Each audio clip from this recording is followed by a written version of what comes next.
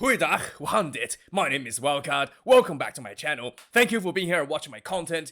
It is Rugby World Cup time. The first team for the defending world champions, the mighty Springboks, has been announced. And, I waited 2 days, all night, every night for this announcement. And I gave up last night and went to bed. And immediately as I went to bed, Rassie Erasmus has decided to announce the team, and of course, that's just how the way goes. And thank you, Rassie Erasmus, for not following the guidelines of the World Rugby. That is 48 hours for team announcements, and he has once again announced the team, as he always does, to my pleasure, 4 days in advance. And way to stick it to the guidelines for World Rugby, right? I mean, what are you gonna do? You're gonna fine him for announcing the team too soon, and then it is.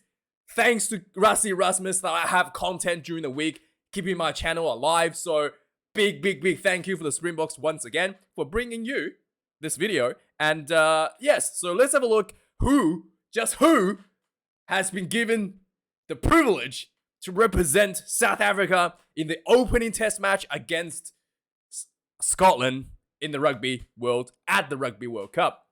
So there has been 3 changes overall for the teams. And the players that have been changed out are not exactly pretty close in terms of their skill level. So it's not exactly like a big changes around in terms of strength of the team. Overall, the strength is pretty much the similar strength compared to the team that played against the All Blacks, that dominated the All Blacks, which also means that the strategy is going to be pretty much the same going into this game against Scotland. And I do think that Scotland just naturally matches up pretty poorly against Springboks.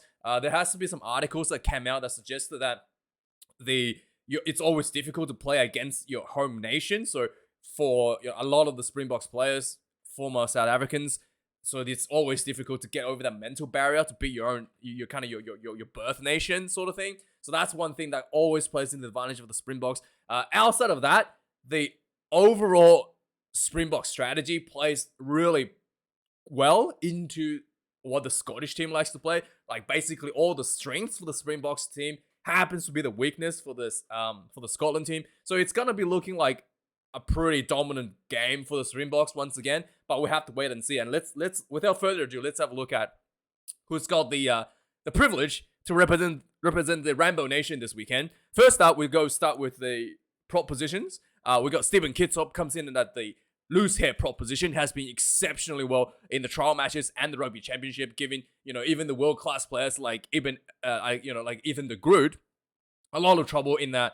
Sorry, not Ethan de Groot. Tyrell Lomax a lot of trouble in that tight head prop against the opposition tight head props. So yeah, Kitsop hugely important for the Springbok team, and he's one of the areas I think edges ahead against the South Africans against the Scottish, because the Scottish scrum is one of the weaknesses in terms of technical scrummaging is one of the weaknesses for the Scottish team. So yeah, that is one of the areas that the Springboks will be pursuing their advantage. Malcolm Marx comes as a hooker once again, always good, always clinical in the lineouts. Franz Herber, again, huge player in the tight head proposition. Like that scrummaging is just another massive presence in the front row position, and his ability to just really getting under the hooker and getting the hooker out has shown a lot of damage in the Rugby Championship and the trial matches. So, and once again, that's another weakness that the Scottish team is going to have to somehow fix and deal with. In the locking positions, Eben Etzebeth, as always, the best in the world, comes in at number 4. Franco Mostert comes in at number 5 position. Franco Mostert, I do feel like despite he's considered like a utility player, I do think that he's much better in the lock positions. And once again, I think he's being rewarded for that consistency in that number 5 jersey. See, I clearly see the captain returning from a potentially, season-ending knee surgery, and he's able to recover that in 4 months, 5 months. It's on superhuman speed, and he hasn't shown that he hasn't lost a beat. In the first test match, he set up a try the first time he touched the ball when he returned against Wales, and then in the second test match against the All Blacks, he scores a try under the post, just with physicality as well, with people hanging on to him, couldn't stop him. Just unbelievable recovery, and as good as he always been, and calmed a lot of nerves, calmed a lot of speculations about him with those 2 magnificent performances, and he will be leading the team as the captain in the number 6 jersey once again. Number 7, Peter Sep du Toit will be in that big big blindside flanker position, as Sia Khaleesi is the open side on 6 jersey. And Springboks has always used Peter Stepatoe as a third lock essentially, and bringing a lot more size in that scrummaging, and bringing more size around the rucks as well. Jasper Visa gets the number 8 jersey for the Springboks, and number 9 jersey Francois de Klerk returns in the 9 jersey. He played a full game against the All Blacks. Ordinarily, he will be playing only 60 minutes, maybe 50 minutes, 60 minutes. And last the game against the All Blacks, Willie le Roux was injured, so the reserve halfback Kobus Reinach came on as a winger, and Faf de Klerk stayed on for the full duration of 80 minutes. So he has the capacity to play 80 minutes, and he is, his energy, his speed for the full 80 minutes didn't seem to be an issue. So that was a really good plus for the Springboks. Manny de Bok returns to number 10. I think, he was man of the match for me against the All Blacks, as he landed 100% his goal kicks. And really the biggest and most concerning issue for the whole nation was his goal kicking. Like, without Handré Pollard, is the Springboks going to even make it out of the World Cup pool without a world-class goal kicker? And Manny de Bok has really calmed those nerves and settled a lot of those criticism, and really landed 100% of his goal kicks against the All Blacks. And he clearly looked like he worked on his technique, looked really, really smooth, and just the sound he's able to hit the ball was really clean and crisp as well. So it was really nice to see. Cheslin Kobe is one of the players that's been called into the team in the number 11 jersey, and he has been obviously one of the juggernauts for the Springboks, World Cup winners from 2019. As good as you can get for under the high ball, and we're giving it any sort of space in the sideline, he will beat you as one of the most dangerous men in the world of rugby today. Damien Dialendi also gets added to the team in number 12 jersey ahead of Andrew Esterhuizen. I thought Esterhuizen has been really well to deserving a star position. He's been quite big, quite massive. There was a little fun video that was released where Rassi Rasmus and Jack Ninamba put him off to the side and taught him the what do you call it? Taught him the Owen Farrell shoulder charge. And they put up a tackling bag and taught him to make a tackle, and he just went in and put on a low tackle, and they're just like, and then both the coaches just like, no. Razzy's like, you gotta put your shoulder in, and he goes in and just does the Owen Farrell shoulder charge, and then they all both starts clapping. World class acting from both the coaches, except what's his name? Esterhuizen was laughing on his way out and ruined the movie, right? He ruined the show by laughing on his way out, and the camera caught him laughing, and really Oscar-winning performances by the coaches. And Esterhuizen, come on, work on your acting, mate. Just unbelievable. How can you be laughing at that? Seriously. And then Jesse Krill comes in number 13, another change ahead of Kanan Moody, who has played extremely well against the All Blacks, extremely dangerous, a lot of speed in the outside center position. And Jesse Krill comes in as more of a safer option for the Springboks. Kurti Adensa comes in number 14, probably the best winger in the Springbok team right now, despite having, Cheslin Kobe and Makuzulu Mapimpi in the team. But Kurti Adensa has been just so devastating, so good under the high ball, and so good on the wing with his footwork. It's just unbelievable to watch every game. And finally, the greatest Springboks in the history of the Springboks, Damien Willemse comes in number 15. I do think that Willemse is probably best suited in the 23 jersey, as he's defensively extremely good under the high ball. So if the Springboks are expecting a lot of kicking game, they could potentially having at a 15. But I do think that having Willie le Roux at a 15 will give him more attacking options, especially against a team like Scotland, who's, I guess Scotland will do a bit of kicking with Finn Russell, a lot of those chip kick overs and stuff. Probably not going to be doing like your traditional box kicks. Not too much of those traditional box kicks, but we'll have to see. We'll have to see how that goes. But it's good to see that Willemse gets another shot, gets under the 15 jersey, and he was really good against the All Blacks as well.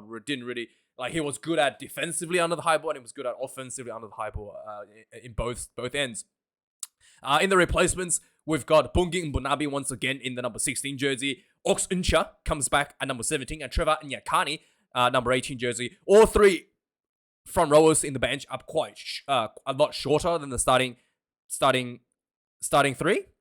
So the starting front rowers for the Springboks are about 185 on average, 185. And the average on the bench is about 175 to 178. So the height will drop 10 centimeters in the second half, which is a big issue because not a big issue for Scotland because the Scottish reserve prop Villanelle hasn't really been that great to be really frank. And Villanelle, I'm pretty sure he's about 180 as well, 180 something, 182. So the height advantage for the Springboks in the second half, it's gonna be exemplified.